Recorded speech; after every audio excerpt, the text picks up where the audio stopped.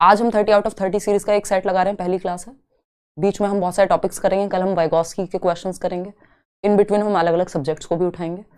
तो स्टार्ट करते हैं। क्वेश्चन नंबर 1 देखिएगा, the influence of the family as a social agent is eventually replaced by, यानी एक सामाजिक तत्व या एक सामाजिक कारक के रूप में परिवार का प्रभाव अंततः डैश द्वारा प्रतिस्थापित हो जाता है। कोशिश कीजिए दोनों ही भाषाओं में क्वेश्चन को पढ़ें, क्योंकि कुछ टर्म्स पेपर में भी इवन ट्रांसलेटेड होते हैं एज इट इज, और उसमें दिक्कत आती है, आपको इंग्लिश की साइड देखना पड़ता है। और जो फाइनल आपका एग्जाम में भी जो सीबीएसई अगर गलती कोई हिंदी की साइड है तो उसको उस पर आपको नंबर नहीं मिलेगा, इंग्लिश वाली साइड ही फाइनल मानी जाती है पेपर में। तो टर्म्स के केस में अगर आप कंफ्यूज हो तो इंग्लिश वाली साइड जरूर देखें, यानी दोनों ही भाषाओं में पढ़ लें अगर कंफ्यूजन हो तो। सी ऑप्शन 53% लोग कह रहे हैं। देखिएगा प्रोफेशनल्स, अच्छा सी ऑप्शन यानी पीयर ग्रुप्स आप कह रहे हैं। चलिए 50% लोग सही उत्तर दे पा रहे हैं, मैं ये कहूंगी कि the influence of the family, यानी परिवार का जो प्रभाव है एज अ सोशल एजेंट, भाई सामाजिक कारक है, समाज का छोटा रूप है, मिनिएचर वर्जन है। कौन? परिवार, समाज का छोटा रूप है ना परिवार, तो सामाजिक वाहक है हुआ एक। Is eventually replaced bye, family replace हो जाती है सामाजिकरण की प्रक्रिया में एक टाइम के बाद। कौन स्थान ले लेता है फैमिली का? फैमिली का नहीं, बेसिकली जो इंपॉर्टेंस है, जैसे प्राइमरी फैमिली है तो सबसे ज्यादा टाइम बच्चा परिवार में बिताता है, शुरुआत के जो 3 साल हैं उसके, या इवन 5-6 साल तक भी, जब तक वो फर्स्ट क्लास में नहीं है। और धीरे धीरे हम देख रहे हैं 6 साल के बाद से पीयर ग्रुप में बहुत ज्यादा, जिसको गैंग एज भी कह रहे हैं हम, फिर एडोलेसेंस आ जाएगा तो और ज्यादा पीयर ग्रुप का प्रभाव है। फिर जो जैसे कपड़े उसके दोस्त पहनते हैं वैसे वो कपड़े पहनना चाहेगा, जैसे वो बाइक कोई चला रहा है, मान लीजिए जो टीनेजर्स हैं या कुछ भी, वो खिलौने तक भी इस चॉइस पे बेस होता है उनका कि उनके दोस्त क्या पहन रहे हैं, क्या खा रहे हैं, क्या कहां जा रहे हैं छुट्टियों में।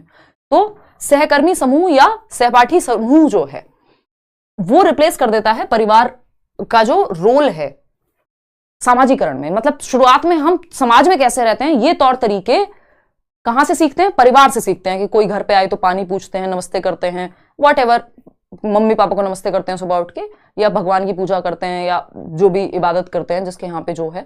तो ये क्या हुआ? परिवार से सीख रहे हैं हम कि समाज में कैसे रहते हैं। लेकिन इवेंचुअली धीरे धीरे हम पे प्रभाव ज्यादा पड़ जाता है एक बच्चे पे एक समय के बाद, जैसे ही वो स्कूल जाना शुरू करता है अपने दोस्तों का। और एक समय तो ऐसा है जब पीक है वो चीज, एडोलेसेंस तक आते आते।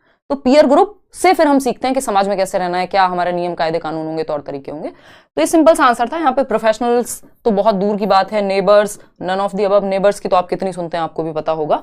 तो peer group is the right answer over here. देख रहे हो क्वेश्चन को कैसे भी घुमा करके पूछा जा सकता है। आगे बढ़ेंगे, सी ऑप्शन सही था। क्वेश्चन नंबर 2 पर क्या कहता है? Question number 2, where does the agent of socialisation conduct. ये बिल्कुल वैसा ही पेपर मान लीजिए आप 30 नंबर का, जैसा आप फाइनल पेपर दे रहे हो, लेकिन अभी शुरुआत है तो समझते हुए चलेंगे, है ना। मिक्स्ड क्वेश्चंस का सेट है पूरा। क्वेश्चन नंबर 2 है, where does the agent of socialisation conduct activities, यानी एक और क्वेश्चन है सोशलाइजेशन से। 1 नंबर का क्वेश्चन आता है, कई बार 2 क्वेश्चन भी आ जाते हैं, है ना। सामाजिकरण के वाहक कहां गतिविधियों का संचालन करते हैं, यानी सोशलाइजिंग एजेंट्स जो हैं उनकी एक्टिविटीज होती कहां है। मतलब सामाजिकरण की जो प्रक्रिया है वो चल कहां रही है? समाज में चलेगी। समाज डायरेक्ट ऑप्शन में है नहीं, तो क्या बचा? ऑप्शन हमारे पास कम्युनिटीज का अच्छा है, कैटेगरीज, पीयर ग्रुप्स, मीडिया। हाँ, होती तो मीडिया में भी है, हम मीडिया से भी सीख रहे हैं, कोई मूवी आ रही है तो, है ना, ये मीडिया से भी हम सीख रहे हैं। अभी देख रहे हैं रिसेंटली एनिमल मूवी आई है, कितनी रील्स बनाई जा रही हैं, कितने व्यूज लाए जा रहे हैं, है ना। लोग गाने जो सुनते हैं मूवीज में इवन उस तरह की रील्स बनाते हैं। तो ये क्या है? बेसिकली मीडिया का भी प्रभाव होता है सामाजिकरण पे, ये हम कहेंगे। पीयर ग्रुप्स, आपके दोस्त यार जिस तरह से रह रहे हैं वो भी है। कैटेगरीज, अब श्रेणियों की यहां पे क्या बात हुई हमें नहीं समझ में आ रहा कि भाई क्या कहना क्या चाहते हो, है ना। लेकिन ये दोनों बातें सही हैं, ये दोनों अपने आप आ जाएंगे यहां पे कम्युनिटीज के अंदर।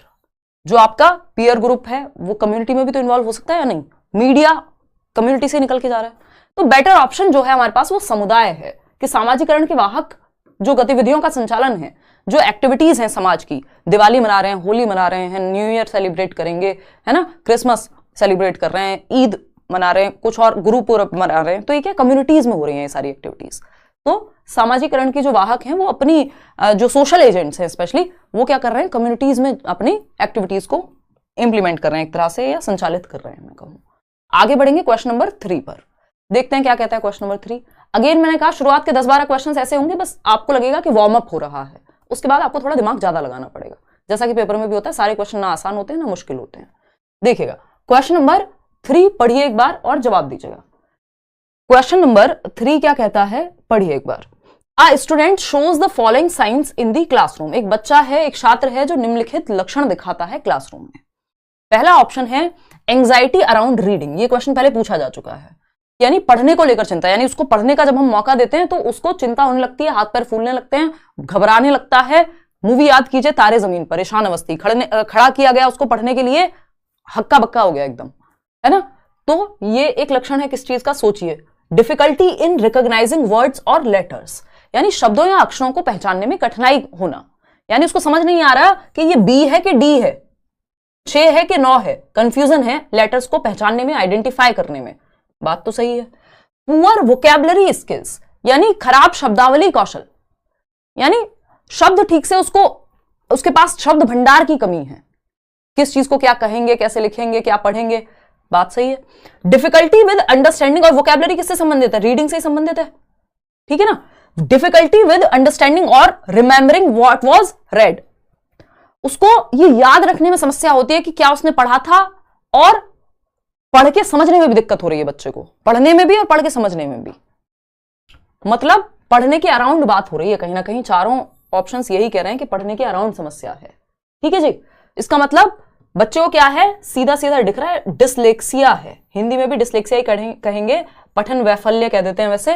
तो ये क्या, एक लर्निंग डिसेबिलिटी है। जो लर्निंग डिसेबिलिटी टर्म है वो दिया था सैमुअल किर्क ने 1960s में, यानी एक तरह की अक्षमता है। ऑटिस्टिक नहीं है बच्चा, ऑटिस्टिक बच्चे बार बार रिपीट करते हैं चीजों को, है ना।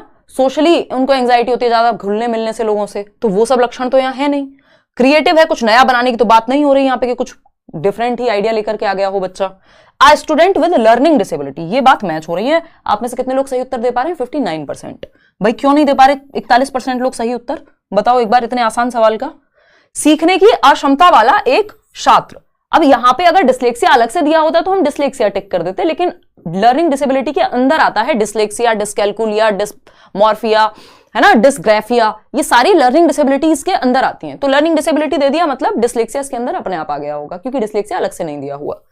आ स्टूडेंट, अगर अलग से डिसलेक्सिया दिया होता तो हम कहते थे dyslexia. A student with mental impairment, भाई कोई मानसिक मंदता या मानसिक दिव्यांगता या परेशानी नहीं है बच्चे को, ये कोई मानसिक प्रॉब्लम नहीं है, ऐसा नहीं आईक्यू कम है बच्चे का या वो रिटार्डेड है, सीख नहीं सकता। ये ब्रेन की न्यूरोलॉजिकल वायरिंग इनकी ऐसी होती है कि इनको, आपको ए ऐसे समझ आता हो, इनके दिमाग में ऐसा बनता हो, बी को डी पढ़ लेते हैं, 100 को वॉज पढ़ लेते हैं, गॉड को डॉग पढ़ लेते हैं, रिवर्स पढ़ लेते हैं कई बार अक्षरों को, है ना। तो C option is the right answer. आगे बढ़ेंगे, ये क्लास की बात हुई, देखिएगा एक बार, अगर हम देखें यहां पे तो ये सारी लर्निंग डिसेबिलिटीज हैं। थोड़ा सा समय लगाइएगा, इसको रील की तरह मत लीजिएगा 30 सेकंड की या 1 मिनट की, कि बहुत जल्दी से स्पीड में कोई आपको करा दे। स्पीड आप बढ़ा सकते हैं बाद में चाहें, क्योंकि दिमाग में टिक नहीं पाएंगी चीजें। मैं तो जल्दी से पढ़ा के निकल जाऊंगी, आपको पता है मेरी स्पीड ठीक ठाक है ना। लर्निंग डिसेबिलिटी की जब हम बात कर रहे हैं तो ये हमने शुरुआत में भी बात की, जो एलडीज कहा जाता है इनको, लर्निंग डिसेबिलिटीज, अधिगम अक्षमताएं, सीखने में जो होने वाली अक्षमताएं हैं। इनका मतलब ये नहीं है कि बच्चे का आईक्यू कम है, उसका दिमाग खराब है, आई मीन मानसिक मंदता या कोई समस्या है, मेंटल प्रॉब्लम नहीं है। ये एक इनकी न्यूरोलॉजिकल वायरिंग डिफरेंट होती है ना। इस पे भी क्वेश्चन इस बार आया हुआ है 2023 में कि न्यूरोलॉजिकल वायरिंग उस तरह की होती है। अगर हम बात करें, दिया था सैमुअल किर्क ने, सैमुअल किर्क नाम के व्यक्ति ने 1960s में, है ना। जानने में क्या जाता है, 4 बातें पता होंगी तो भूलेंगे नहीं, कुछ ना कुछ याद रह जाएगा और चीजें कनेक्ट कर जाएंगे पेपर में। सैमुअल किर्क नाम के व्यक्ति ने 1960s। अब इसमें आपने पढ़ा है डिसलेक्सिया सबसे ज्यादा कॉमन है, हर बार एक क्वेश्चन आता है, पढ़ने से संबंधित समस्या है, रीडिंग से संबंधित, है ना। इसके अलावा 2-3 सबसे ज्यादा कॉमन है, डिसग्राफिया, ग्राफ का मतलब होता है ग्राफ, यानी पेंसिल से बनाओगे ना ग्राफ, ऐसे दिमाग में रख सकते हो कि राइटिंग से संबंधित दिक्कत है तो डिसग्राफिया है ना। इसके अलावा अगर मैं बात करूं डिसकैल्कुलिया, कैलकुलेशन का मतलब ही है कि मैथ्स में कैलकुलेशन में दिक्कत हो रही होगी, है ना, तो मैथमेटिक्स या कैलकुलेशन रिलेटेड दिक्कत है, ठीक है जी। डिसफेजिया और होता है जो इंपॉर्टेंट है, डिसफेजिया मतलब लैंग्वेज को समझने में, भाषा को समझने में दिक्कत। तो ये 4 तो आप दिमाग में बार बार रेपिटेशन में बिठा लीजिए। समझने में दिक्कत, वीकनेस इतनी है कि हाथ में दर्द होने लगता है लिखते लिखते, जबकि देखिएगा इतनी बात क्लियर है जी। कोई दिक्कत परेशानी दर्द समस्या यहां तक हो तो आप बता दीजिए, ईश्वर ने चाहा तो अब आपकी छुट्टी करेंगे नहीं हम, ठीक है ना। चलिए भाषा समझने में दिक्कत, डिस्फेजिया, हिंदी में भी इसको डिस्फेजिया ही कहेंगे। डिसकैलकुलिया, मैथमेटिक्स में बच्चा गुणा की जगह भाग, मतलब गड़बड़ हो जाती है उसकी कैलकुलेशन में। डिसग्राफिया है राइटिंग से संबंधित, डिसलेक्सिया है रीडिंग से संबंधित। हैं और भी, बट ये 4 सबसे ज्यादा महत्वपूर्ण है आपके एग्जाम की दृष्टि से। चलिए आगे बढ़ते हैं और नेक्स्ट क्वेश्चन पे मूव करेंगे और आप पोल में जवाब दीजिएगा। क्वेश्चन नंबर 4 देखिएगा एक बार। आसान सा सवाल है, थोड़ा सा पढ़ने में बड़ा लग सकता है, पेडागोजिकल सवाल थोड़े पढ़ने में बड़े होते ही हैं, बस पढ़ के समझ लिया आपकी हाफ बैटल वॉन है। ठीक है जी, लाइक शेयर करते रहना है, ऐसे नहीं कि 10,000 लोग देख रहे हैं, 1,500 लोग लाइक कर रहे हैं, एनर्जी तभी निकल करके आएगी, है ना। आज शाम वाली क्लास में भी मैं 6 बजे ये सोच रही थी, पता नहीं यार ले पाऊंगी या नहीं ले पाऊंगी। 15 मिनट पहले भी मैं सोच रही थी कि मैसेज डाल देती हूँ टीम को कैंसिल करने के लिए, कि बिल्कुल एनर्जी फील नहीं हो रही। आप खुद सोचिए 8.5 हीमोग्लोबिन पर कितनी एनर्जी फील हो रही होगी। तो लेकिन जैसे ही क्लास लेना शुरू किया थोड़ी सी हिम्मत करके, 15 मिनट बाद मैं ही भूल गई कि कोई दिक्कत है। देखिए एक बार, तो अगर हम बात करें क्वेश्चन नंबर 4 की, तो वही चीज यहां पे चाहिए। क्वेश्चन नंबर 4 है, a teacher can address needs of specially abled learners in an inclusive classroom. एक शिक्षक एक समावेशी कक्षा में विशेष आवश्यकताओं वाले शिक्षार्थियों को संबोधित कर सकता है। समावेशी कक्षा कौन सी है भाई? जहां हर तरह के बच्चे हैं, जहां वो बच्चा है जो गिफ्टेड भी है, यानी जिसका दिमाग बाकियों से तेज चलता है, जहां वो बच्चा है जो कुछ नया भी करना जानता है, जहां वो बच्चा है जिसको चलने में दिक्कत है, जहां वो बच्चा है जिसको सुनने में दिक्कत है, जहां वो बच्चा है जिसको कोई भी समस्या है, हर तरह का बच्चा आपका समावेशी कक्षा में होगा। इसीलिए इंक्लूसिव एजुकेशन कहते हैं, यानी एजुकेशन फॉर ऑल। तो स्पेशली एबल्ड बच्चा है, विशेष आवश्यकताओं वाला बच्चा है, उसको कैसे इंक्लूड करेंगे किसमें? इंक्लूसिव एजुकेशन में। ये बात हमें यहां पूछी है।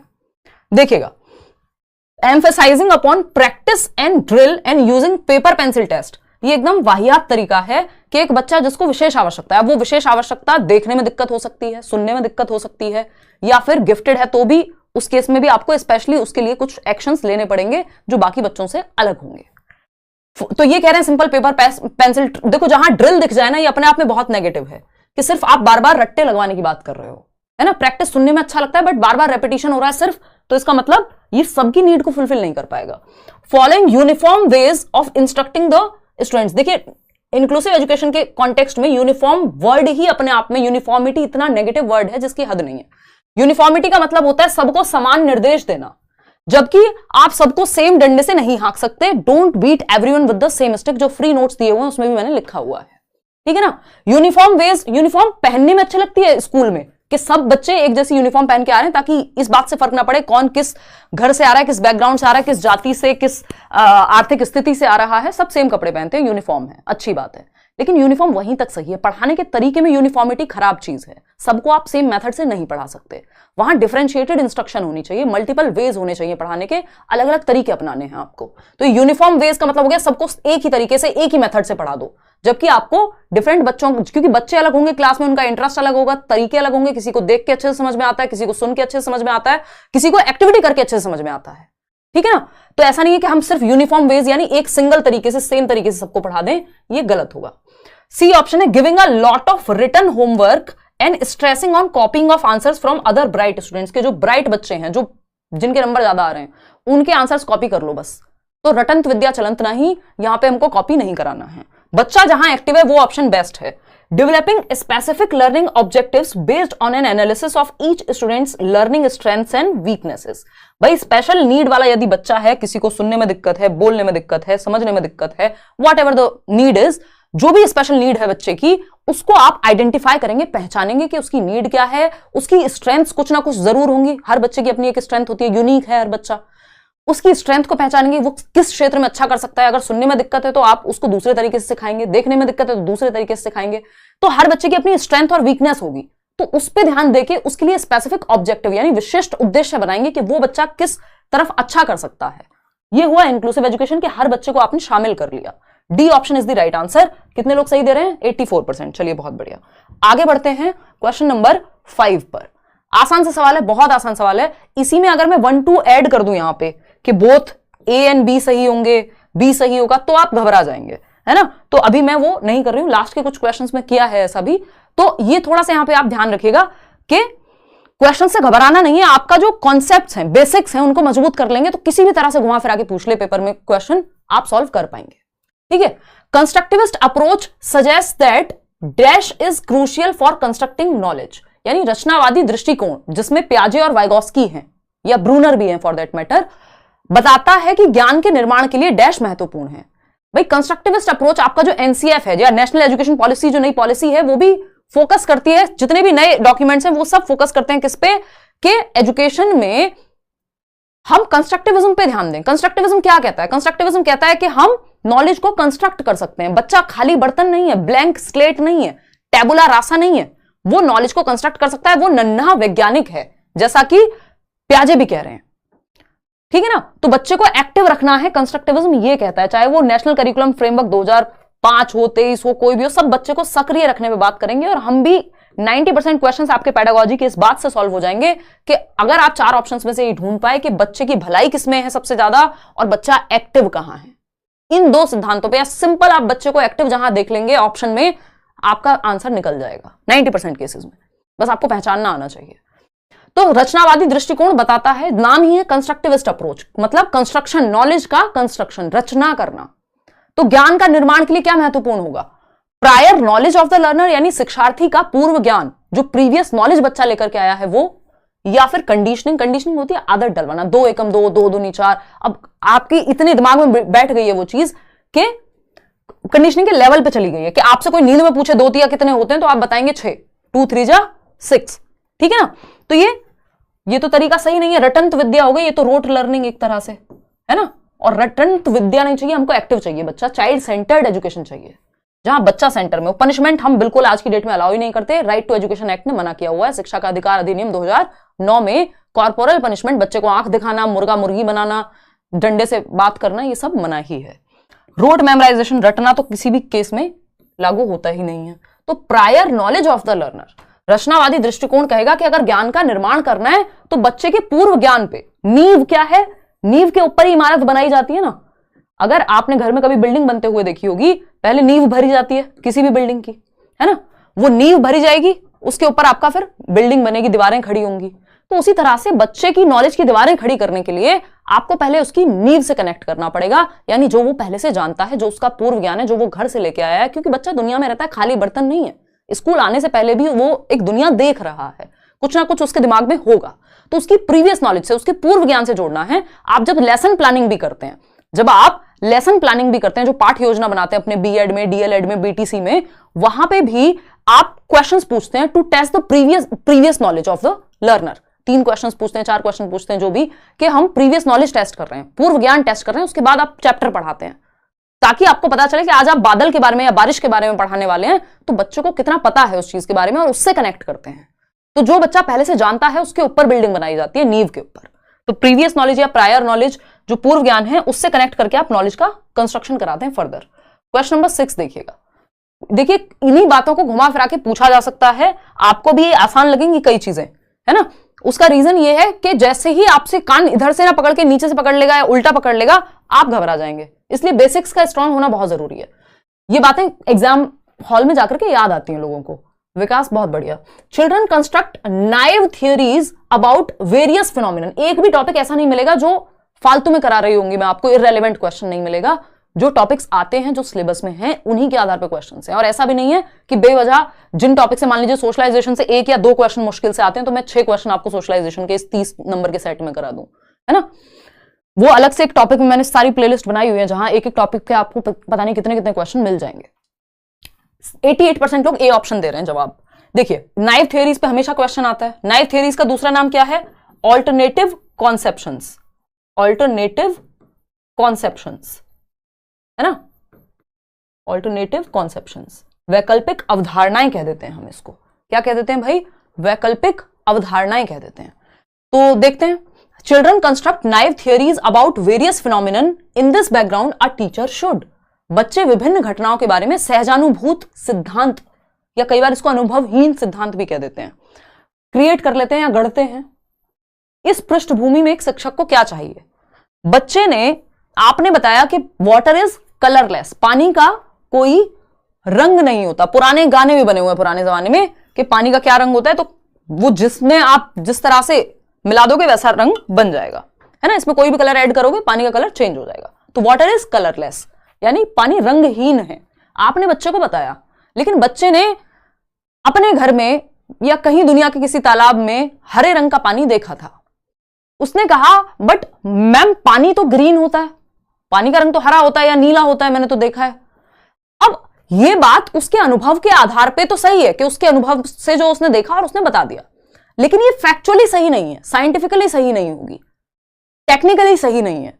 तो ये इस तरह के बहुत सारे कॉन्सेप्ट्स बच्चे बना लेते हैं अपने अनुभव के आधार पे, जो फैक्चुअली सही नहीं होते, तथ्यात्मक रूप से सही नहीं होते, लेकिन वो उनके अनुभव के आधार पे बने हैं। तो आप उनको ये नहीं कहते कि डांटने लग जाए, अरे नहीं तुम्हें तो कुछ पता ही नहीं है, ये नहीं कहना है ना। आप क्या कह रहे हैं, ये ऑल्टरनेटिव कॉन्सेप्शन, इनको रॉन्ग कॉन्सेप्शंस भी नहीं कहते, हम पहले कहा करते थे।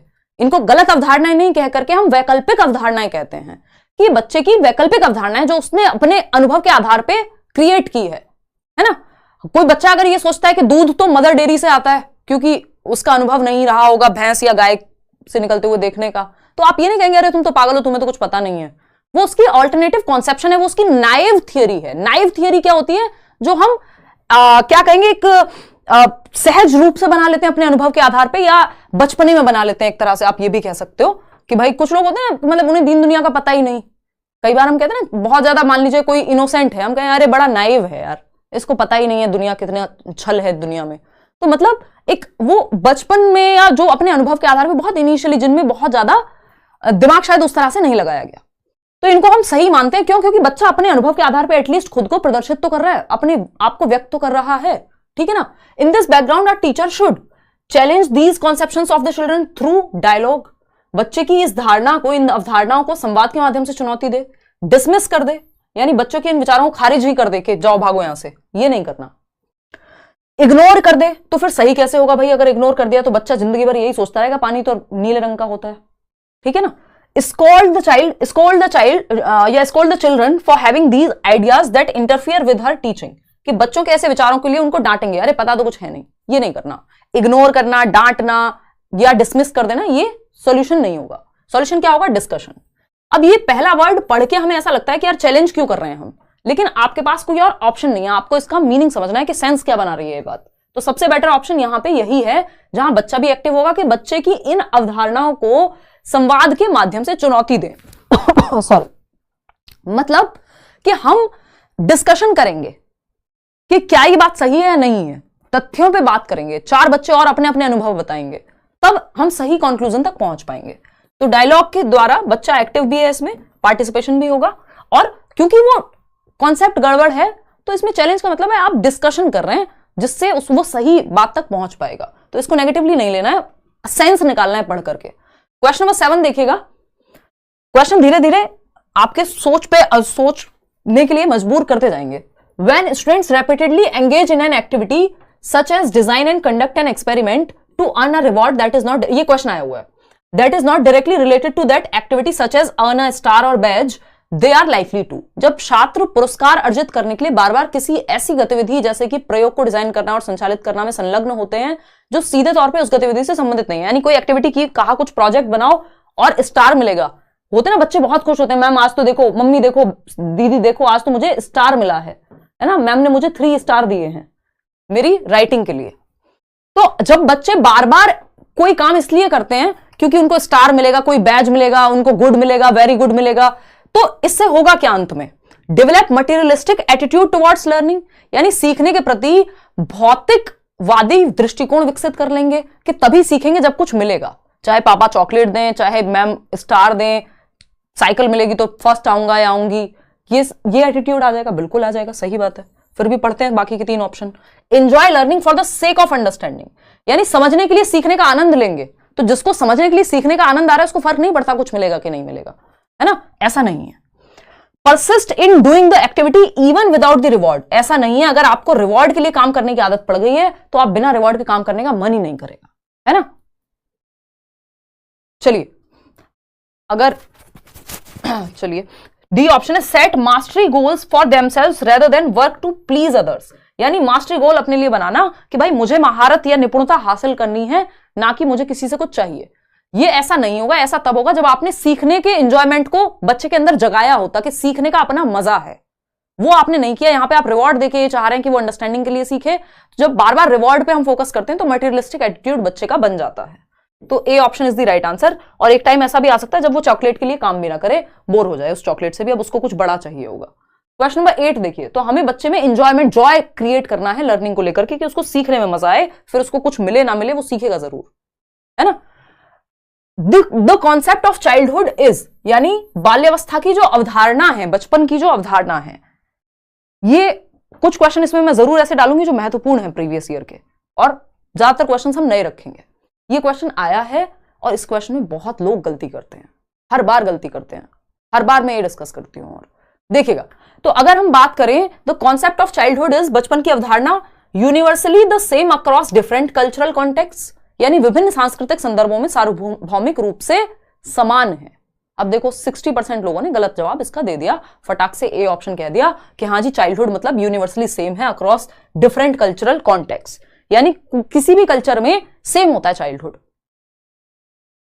चलो देखिए, यहां पे एक तो हमसे चाइल्डहुड स्टेज के बारे में नहीं पूछा कि 2 से 12 साल की बात हो रही है, यहां पे कॉन्सेप्ट ऑफ चाइल्डहुड की बात हुई है, बचपन के संप्रत्य के बारे में बात हुई है, स्टेज ऑफ चाइल्डहुड के बारे में बात नहीं हुई है ना। स्टेज तो हमने यूनिफॉर्म ही बनाई हुई है दुनिया के हर कॉन्टेक्स्ट में, कि चाहे अफगानिस्तान का बच्चा हो, श्रीलंका का बच्चा हो, है ना, साउथ अफ्रीका का बच्चा हो, अमेरिका का बच्चा हो, हिंदुस्तान का बच्चा हो, कहीं का बच्चा हो, चाइल्डहुड क्या है, 2 से 12 साल होता है, जिसमें अर्ली चाइल्डहुड है 2 से 6 वर्ष, 6 से 12 है लेटर चाइल्डहुड, एडोलेसेंस 12 से 18 होता है, WHO के अकॉर्डिंग 10 से 19 होता है, ये सब हम जानते हैं। लेकिन यहां पे स्टेज नहीं पूछा, स्टेजेस तो यूनिवर्सल हैं, चाइल्डहुड कह लीजिए या जो भी डेवलपमेंट की स्टेज है वो यूनिवर्सल है पूरी दुनिया में, लेकिन यहां पे कॉन्सेप्ट की बात हो रही है बचपन के, वो यहां गड़बड़ हो गई। फिर ऑप्शन देखते हैं second, a social construction according to contemporary socio constructivist theorist, यानी समकालीन सामाजिक रचनावादी सिद्धांतकारों के अनुसार एक सामाजिक उत्पाद है, यानी जो सोशियो कंस्ट्रक्टिविस्ट लोग हैं, जिनमें से एक को हम बहुत अच्छे से जानते हैं, वाइगॉस्की, है ना, जो ये कहते हैं कि सामाजिक सांस्कृतिक सिद्धांतकारों के अनुसार एक सामाजिक अवधारणा है। आपका, मेरे और आपके घर के बच्चों का बचपन की जो कॉन्सेप्ट है बचपन का, चाइल्डहुड का, वो 12 साल की उम्र में भी ये एक्सपेक्ट करते हैं कि मम्मी दूध दे दो, और जो बच्चा रोड पे बलून या गुब्बारे बेच रहा है, क्या उसका बचपन सेम है? एज तो उसकी भी सेम है, वो भी 2 से 12 में आता है, आपका बच्चा भी 2 से 12 में आता है। आपके घर का बच्चा 2 से 12 में ग्लास उठा के यहां से वहां रखने को तैयार नहीं है, और वो बच्चा बसेस में बिना चप्पल के चढ़ करके यहां से वहां पहुंच जाएगा, अपना खाना उसको कहां से क्या लेना है, किन लोगों से बच के रहना है, वो सब सीख गया। तो एज तो बचपन नहीं कहला रही, यहां पे बचपन का संप्रत्य सामाजिक हो गया, सोशल कंस्ट्रक्ट हो गया। मजेदार बात है ना। तो सोशियो कंस्ट्रक्टिविस्ट लोग ये कहते हैं कि जिस समाज और संस्कृति में हम हैं, उस आधार पे बचपन का संप्रत्य तय होगा, स्टेज पे नहीं, एज पे नहीं, ठीक है ना। तो समकालीन सामाजिक, जो आज के समय के सामाजिक रचनावादी हैं, यानी वाइगॉस्की की अगर हम बात करें, या जो भी सोशियो कंस्ट्रक्टिविस्ट, जो ये मानते हैं कि समाज और संस्कृति के द्वारा ज्ञान का निर्माण होता है, उनके अकॉर्डिंग एक सोशल कंस्ट्रक्शन है, सामाजिक अवधारणा है जो समाज ने बनाई है कि बचपन ये है और जवानी ये है और फलाना ये है, ठीक। That children are born evil and have to be civilised, ऐसा कोई नहीं कह रहा है यहाँ पे, ये पुरानी बातें थी, ये बच्चे बुरे पैदा होते हैं, उनको ठीक करना होता है। That children begin with nothing at all and their characteristics are shaped entirely by environment, ये बिहेवियरिस्टिक बात है, व्यवहारवादी तत्व है। टेबुला रासा, जैसे कि जॉन लॉक ने कहा था कि बच्चा क्या है, खाली बर्तन है, खाली तख्ती है, उसमें भरना है ज्ञान, जबकि ऐसा नहीं है, बच्चे ज्ञान के एक्टिव कंस्ट्रक्टर हैं, सक्रिय निर्माता हैं, ठीक है ना। Universally the same across different cultural context, culture का फर्क पड़ता है बचपन पे भी, और यहां पे स्टेज की बात नहीं हो रही, स्टेज सेम है यूनिवर्सली, कॉन्सेप्ट डिफरेंट है। तो B option is the right answer. आगे बढ़ेंगे क्वेश्चन नंबर 9 पर, और इसमें कई लोगों को ये लग सकता है अरे सीटेट ने गलत जवाब दे दिया होगा। जब आप पढ़ेंगे सोशियो कंस्ट्रक्टिविस्ट थॉट के बारे में, तो आप ये जानेंगे कि ये बात बिल्कुल सही है, ठीक है ना। क्वेश्चन नंबर 9 देखिए, अब क्वेश्चन धीरे धीरे बनते जाएंगे अच्छे। The relationship between cognition and emotions is, अनुभूति और भावनाओं के बीच संबंध, या अनुभूति नहीं कहेंगे, इसको संज्ञान कहेंगे, ट्रांसलेशन की गड़बड़ है, संज्ञान और संवेग के बीच अंतर, भावनाएं भी लिख सकते हैं बट ज्यादा टेक्निकल भाषा इसकी, संज्ञान एवं संवेग के बीच संबंध है। क्या है भाई ये रिश्ता, क्या कहलाता है, बताओ फटाफट से। कॉग्निशन एंड इमोशन, एक क्वेश्चन हर बार आता ही है ना, सिलेबस में है, हर बार आता है, और सीटेट का सिलेबस का ऐसा कोई हिस्सा नहीं है जहां से क्वेश्चन ना आता हो, ठीक है जी। हिंदी क्लास भी कराएंगे भाई, डोंट वरी। फटाफट से बताओ, डी ऑप्शन कह रहे हैं 55% लोग बताते हैं। ये मुझे ही दिख रहा है 1.5 के लाइक, 1,500 लोगों ने लाइक किया, 11,000 लोग देख रहे हैं, या तो ये कोई ग्लिच है, ग्लिच है नहीं, 6,500 लोगों ने भी लाइक किया। चलिए बहुत बहुत बढ़िया। देखिए एनर्जी बनी रहनी चाहिए, ऐसा नहीं है कि अब समय ज्यादा है नहीं तो मस्त पढ़ाई करेंगे, अभी भी आप शुरू कर रहे हैं तो अच्छे से पेपर कर सकते हैं क्लियर, कॉन्सेप्ट्स क्लियर करने हैं। कॉग्निशन एंड इमोशन, कितने लोग क्या कह रहे हैं? डी ऑप्शन 63% लोग। बाई डायरेक्शनल है, ठीक तो है, बढ़िया है। मैं तो डर गई थी, मैंने गलत जवाब दे दिया। चलो ठीक है, मेरे को लगा इतने आसान क्वेश्चन का गलत जवाब कैसे दे सकते हो। इंडिपेंडेंट ऑफ ईच अदर, एक व्यक्ति है ज़ेज़ोंग, जब तक उनका नाम ना लिखा हो तब तक आप ये नहीं मानेंगे कि एक दूसरे से स्वतंत्र होते हैं। ज़ेज़ोंग कहते हैं, ये 2018 में आया हुआ था कि ज़ेज़ोंग के अनुसार कॉग्निशन और इमोशन के बीच क्या रिश्ता है, तो स्वतंत्र हैं। कॉग्निशन यानी दिमाग, जो भी सोचना समझना, थिंकिंग, रीजनिंग, प्रॉब्लम सॉल्विंग, जितने भी काम दिमाग से होते हैं उसको कॉग्निशन की श्रेणी में रखेंगे हम यहाँ। दिमाग और दिल, इमोशंस जिसको हम कह रहे हैं, वो स्वतंत्र हैं ज़ेज़ोंग के अनुसार। बाकी सब के अनुसार ज्यादातर लोग ये मानेंगे, और ऐसा है भी इन जनरल भी, कि कॉग्निशन एंड इमोशन यानी आपका दिमाग और आपके इमोशंस जो हैं एक दूसरे को प्रभावित करते हैं। अगर आप अच्छा महसूस कर रहे हैं, आप अच्छे से, आपका दिमाग भी काम करता है, आप अच्छे से काम भी करते हैं। अगर आपका दिमाग अच्छे से काम कर रहा है, आप अच्छा महसूस भी करते हैं। दोनों चीजें एक दूसरे को प्रभावित करती हैं, है ना। अगर आप बहुत ज्यादा दुखी फेज में हैं, बहुत दुख है, आपके जीवन में कोई घटना घट गई है ना, ईश्वर न करे बट किसी क्लोज्ड वन की मृत्यु हो गई है, कोरोना में हमने देखा आसपास, तो क्या आपका थिंकिंग प्रोसेस बहुत अच्छे से काम करता है? थिंकिंग किसका पार्ट है? कॉग्निशन का, संज्ञान का, दिमाग का। वो थिंकिंग भी आपकी अच्छे से काम नहीं करती यदि इमोशंस हिले हुए हो तो, ठीक है ना। तो एक दूसरे को प्रभावित करते हैं। तो यूनिडायरेक्शनल का होता है सिंगल डायरेक्शन, कि इमोशंस ही इन्फ्लुएंस करते हैं कॉग्निशन को, उल्टा नहीं है कि भावनाएं अनुभूति को या संज्ञान को प्रभावित करती हैं बट संज्ञान नहीं प्रभावित करता, ऐसा नहीं है। दोनों करते हैं एक दूसरे को। अगेन ऐसा नहीं है कि कॉग्निशन करता हो इमोशन को, दोनों करते हैं। तो ये बाई डायरेक्शनल है, द्विदिशात्मक है, दोनों के बीच एक गतिशील परस्पर क्रिया है, a dynamic interplay between both, emotions cognition को, कॉग्निशन इमोशन को, ठीक है। दिल दिमाग को, दिमाग दिल को, आसान भाषा में ऐसे समझ सकते हैं। आगे बढ़ते हैं, क्वेश्चन नंबर 10। ये क्वेश्चन भी बहुत आता है, घुमा फिरा के इन्हीं शब्दों में। क्वेश्चन नंबर 10 पढ़िए और फटाफट से जवाब दीजिए। Which of the following factors affect learning, यानी कि निम्नलिखित में से कौन सा कारक सीखने को प्रभावित करता है। सीखने को प्रभावित करने वाले कारकों को हम दो भागों में विभाजित करते हैं, जैसे जैसे हम बैच में पढ़ रहे होंगे तो मैं आपको बताऊंगी। पर्सनल फैक्टर्स होते हैं एक तो, और दूसरे होते हैं एनवायरमेंटल फैक्टर्स। लर्निंग को अफेक्ट यानी सीखने को प्रभावित करने वाले कारकों में, अभी प्रभावित करने वाले कारक नेगेटिवली भी प्रभावित कर सकते हैं और पॉजिटिवली भी अफेक्ट कर सकते हैं हमको, ठीक है ना। डिपेंड करेगा कारक कैसा है। अगर एनवायरमेंट अच्छा है, इवन एक पानी तक की बात करें, अगर ये पानी साफ है तो यही हमें पॉजिटिवली, हमारी बॉडी को अच्छे से, दिमाग को अच्छे से ऑक्सीजन दे पाएगा, चीजें कर पाएगा। और यही पानी अगर खराब है तो ये हमें नेगेटिवली भी अफेक्ट कर देगा, 4 बीमारियां हो जाएंगी। इसी तरह से हर एक फैक्टर का यही हाल है कि वो पॉजिटिवली नेगेटिवली दोनों से कर सकता है, डिपेंड करेगा आपको कैसा मिला है वो फैक्टर। तो यहां पे पर्सनल फैक्टर्स वो होते हैं जो बच्चे से जुड़े होते हैं, और एनवायरमेंटल फैक्टर्स जो एनवायरमेंट का रोल जिनमें ज्यादा रहता है। जैसे इंटरेस्ट, बच्चे का जो इंटरेस्ट है, इंटरेस्ट ऑफ द स्टूडेंट, छात्र का हित क्या है, ये पर्सनल फैक्टर, व्यक्तिगत कारक में आएगा। 2 प्रकार के फैक्टर हैं, पर्सनल और एनवायरमेंटल। तो ये व्यक्तिगत कारक है, लेकिन ये इंपैक्ट करेगा। भाई बच्चे का इंटरेस्ट है किसी चीज को सीखने में या नहीं, ये इंपैक्ट करेगा कि वो, अगर आपका इंटरेस्ट ही नहीं होता, आपको कितनी भी कोशिश कर लूं मैं नहीं सिखा सकती, है ना, या कोई भी नहीं सिखा सकता, है ना। वो कहा जाता है ना, हिंदी में कहावत है, भैंस के आगे कितनी भी बीन बजाओ कोई फर्क नहीं पड़ेगा। मतलब इंटरेस्ट नहीं है या वो उस चीज में, मतलब वो अलग ही कहानी है, लेकिन बस समझने में, आपको समझ में आ गया होगा। Emotional health of the student, बच्चे की इमोशनल हेल्थ, ये भी बच्चे से जुड़ा हुआ कारक है। तो अगर आपकी हेल्थ ठीक नहीं है तो क्या आप सीख पाएंगे? दिक्कत होगी आपको, है ना। अगर बहुत जिद है तो सीख लेंगे, लेकिन दिक्कत तो होगी, तो ये भी प्रभावित करेगी। अच्छी हेल्थ है तो अच्छे से सीखेगा बच्चा, इंटरेस्ट अच्छा है तो अच्छे से सीखेगा, कम है तो कम सीखेगा। पेडागोजिकल स्ट्रेटेजीज, ये एनवायरमेंटल कारक है। पेडागोजिकल स्ट्रेटेजीज, पेडागोजी क्या होती है? साइंस ऑफ टीचिंग या science of art of teaching भी कह सकते हो आप इसको, दोनों ही कहते हैं, साइंस या आर्ट ऑफ टीचिंग की शैक्षणिक रणनीतियां, आपका करिकुलम कैसा है, आपके टीचर के मेथड्स कैसे हैं पढ़ाने के।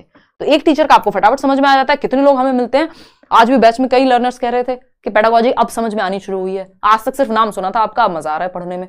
तो ये बातें कहां से आती हैं? शायद पेडागोजिकल, ये मैंने थोड़ी बनाई है पियाजे की थियरी, या मैं थोड़ी ना लेकर के आई हूं, पहले से एग्जिस्ट करता था पूरा सिलेबस, लेकिन वो मेरे वेज हो सकते हैं जो आपको टीचिंग स्किल्स पसंद आती हैं, है ना। तो ये क्या हुआ? Pedagogical strategies. तो कुछ ऐसे भी होंगे जिनको ना भी समझ आती हो, भाई किसी को किसी और टीचर समझ में आता हो।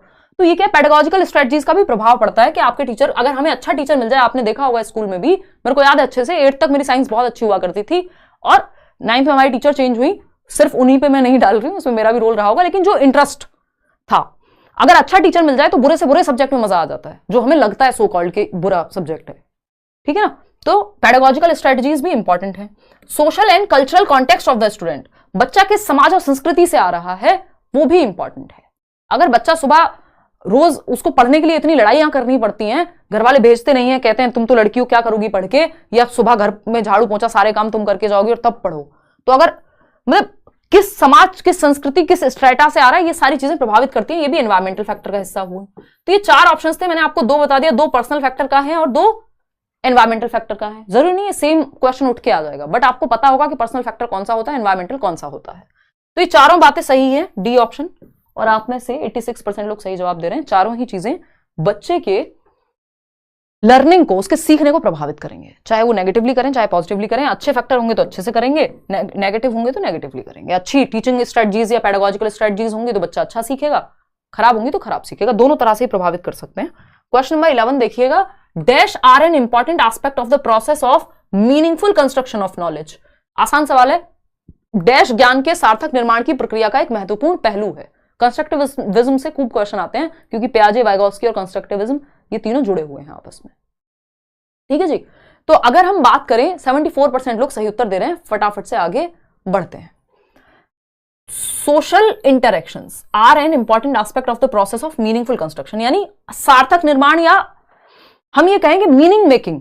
मीनिंगफुल कंस्ट्रक्शन मतलब वो ज्ञान जो हमें समझ में आए, जो कोई मीनिंग हो, जिसका हमारे लिए सार्थक हो, वो सोशल इंटरेक्शन से। जैसे मैं और आप मिलकर के अभी डिस्कशन कर रहे हैं, तो ये भी एक सोशल इंटरेक्शन का पार्ट हो गया। 4 बच्चे ग्रुप में मिलकर के डिस्कशन कर रहे हैं, सामाजिक अंतःक्रिया या अन्योन्य क्रिया।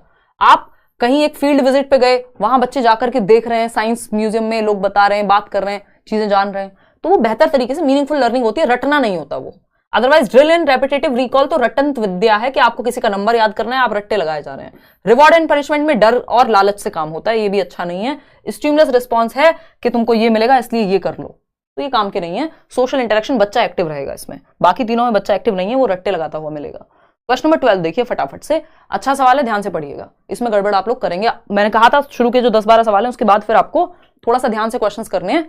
वार्म अप आज के लिए इनफ हो गया, अब थोड़ा दिमाग लगाना पड़ेगा। फटाफट से सवाल करो, थोड़ा सा पानी पी लिया जाए। माय फर्स्ट लाइव क्लास, बहुत बढ़िया वेलकम है जी आपका। लेट्स लर्न पे शाम को 9 बजे डेली मिल रहे हैं, एटलीस्ट मंडे टू सैटरडे।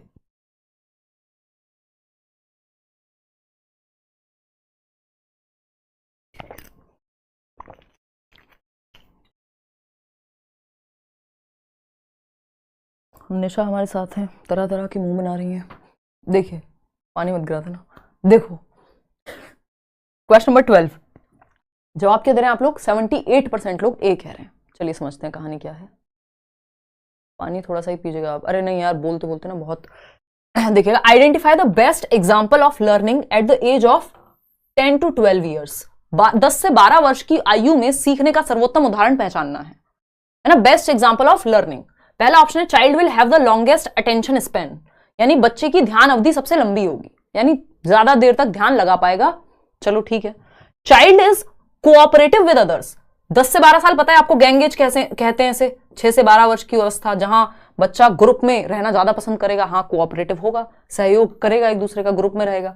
चलो अटेंशन की अवधि ज्यादा होगी कि कम होगी, इस पर क्वेश्चन मार्क लगा देते हैं, अभी समझेंगे क्या कहानी है, ठीक है ना। आगे बढ़ेंगे, क्लमजी मोटर स्किल्स, यानी खराब गत्यात्मक कौशल, चलने फिरने दौड़ने भागने में दिक्कत होती है, जबकि इस स्टेज में तो उल्टा बच्चा स्पोर्ट्स में एनरोल होना शुरू करता है, उसको पसंद होता है खेलना कूदना दौड़ना भागना, मोटर स्किल्स तो उसकी अच्छी होती हैं। तो ये तो गलत हो गया भाई, 10 से 12 साल की उम्र में बच्चा दौड़ना भागना कूदना सारी चीजें करेगा। नॉट इंटरेस्टेड, यही तो वो एज है जहां पे आप जितने भी आप ओलंपिक्स में या स्पोर्ट्स पर्सन देखेंगे कम एज से शुरू करते हैं, और ये इंपॉर्टेंट एज है 6, 7, 8 के बाद से। Not interested in learning a second language, ऐसा किसने कह दिया कि दूसरी भाषा सीखने में इंटरेस्टेड नहीं होगा। इवन हम देख रहे हैं चाइल्डहुड तक तो अच्छा रहता है कि एडोलेसेंस में जाकर के थोड़ी बहुत डिफिकल्टी हो सकती है दूसरी भाषा को सीखने में, तो ये बात भी गलत है। तो सिर्फ फर्स्ट और सेकंड हमारे पास सही ऑप्शन है, और ऐसा कोई भी ऑप्शन नहीं है जहां पे सिर्फ हम सेकंड को चूज कर पाए, है ना।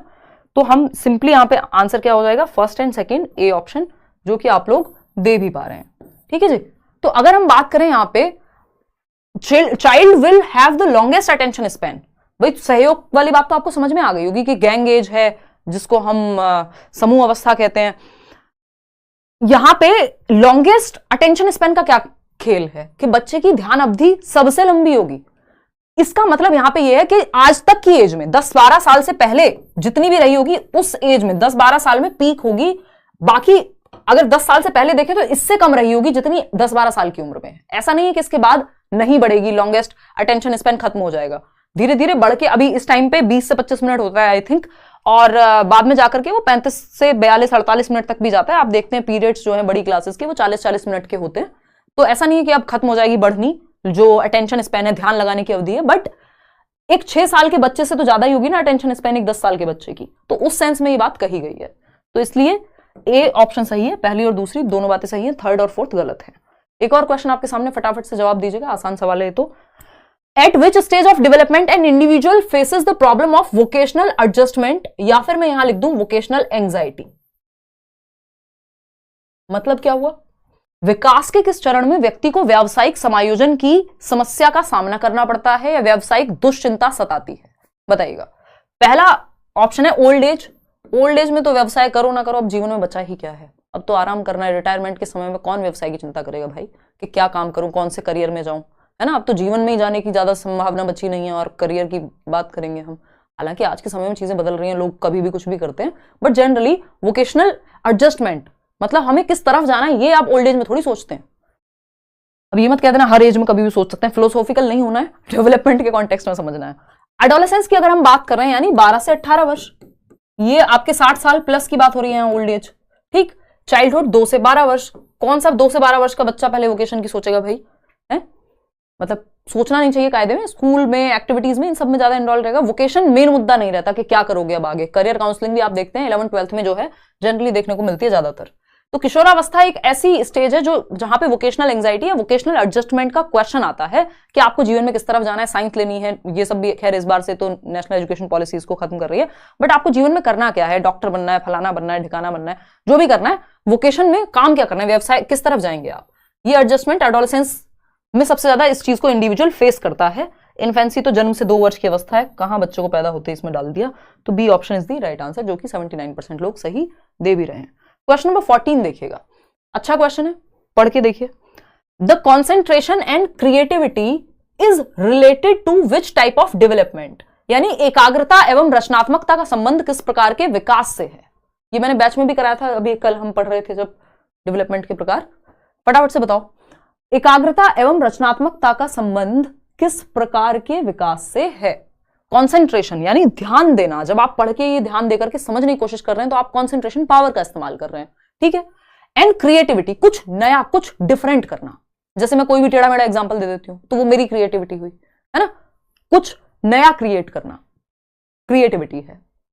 तो क्रिएटिविटी और कॉन्सेंट्रेशन किससे संबंधित है, किस प्रकार के विकास से। विकास के 3 मुख्य प्रकार हैं जिसको हम 4 कह देते हैं, PCSE, physical, cognitive, social, emotional.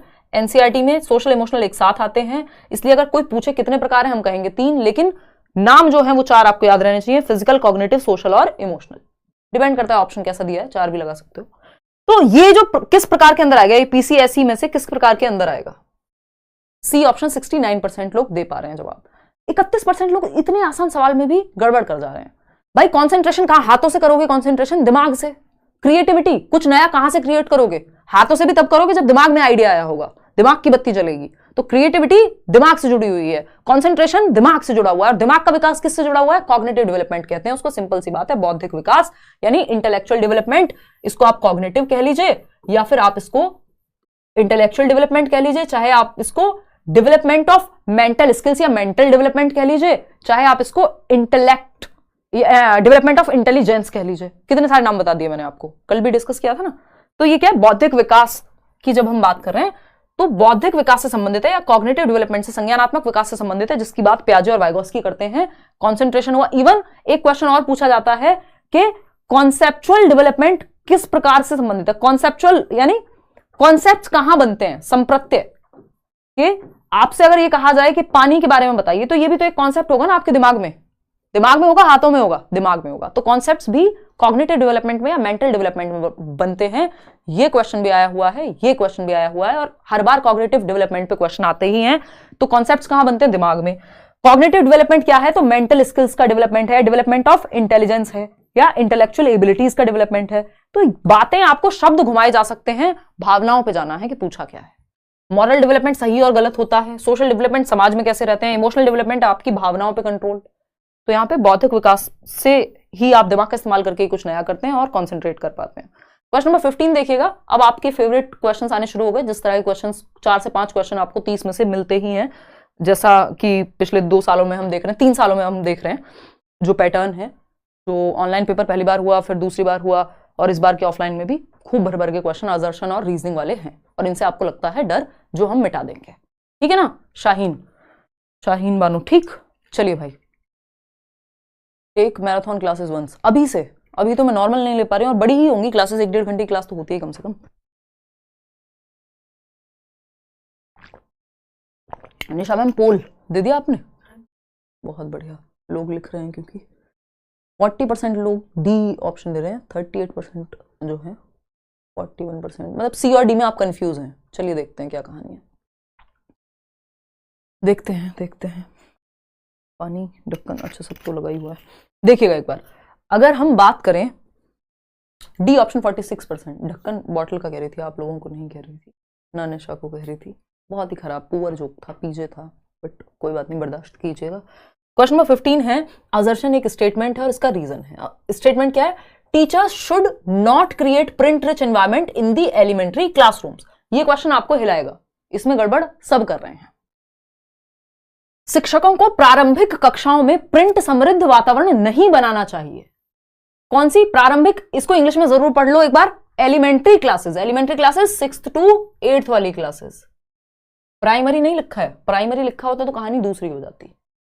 Reason क्या है? Development of languages inborn ability. कौन कह रहा है? बाबा नॉम चॉम्स्की भी कह रहे हैं कि हाँ भाई, आंतरिक क्षमता होती है भाषा विकास की, नॉम चॉम्स्की। ठीक है जी, तो ये बात तो ट्रू है, ये बात तो ट्रू है। और कुछ हद तक हम कह सकते हैं कि हाँ, प्रिंट रिच एनवायरमेंट पे फोकस हम छोटी कक्षाओं में ज्यादा करते हैं। ठीक है ना, कि चारों तरफ आप देखेंगे जो छोटी बच्चों 1st to 5th की या उससे भी पहली जो छोटी क्लासेस हैं early childhood and care education की, वहां पे पूरी दीवारें रंगी हुई रहती हैं। आपका जो किताबें हैं वो भी ज्यादा रंग बिरंगी होती हैं छोटे बच्चों की। जैसे जैसे आपकी क्लास बड़ी होती जाती है, कम रंग आपको नजर आते हैं, या थोड़ी इंटरेक्टिव कम हो जाते हैं। प्रिंट रिच एनवायरमेंट की जरूरत छोटे बच्चों पे ज्यादा फोकस करते हैं हम कि प्रिंट रिच एनवायरमेंट हो। बात तो ठीक है। तो both A and R are true and R is the correct explanation? नहीं। क्यों? क्योंकि development of languages inborn ability, ये दोनों बातें साथ नहीं जा रही। ये कुछ और कह रहा है, ये कुछ और कह रहा है। दोनों अपने आप में सही है, लेकिन एक दूसरे के लिए सही नहीं है। समझ पा रहे हो ना भावनाओं को? ठीक है ना, तो इसलिए ब्रेकअप होगा। और ब्रेकअप में क्या आएगा कि R is not the correct explanation of A. साथ में अच्छे नहीं लग रहे, वैसे अलग अलग अच्छे हैं। ठीक है ना, ये बात भी सही है, ये बात भी सही है, लेकिन एक दूसरे के लिए सही नहीं है। ये इसका रीजन सही नहीं है। समझ पा रहे हो ना?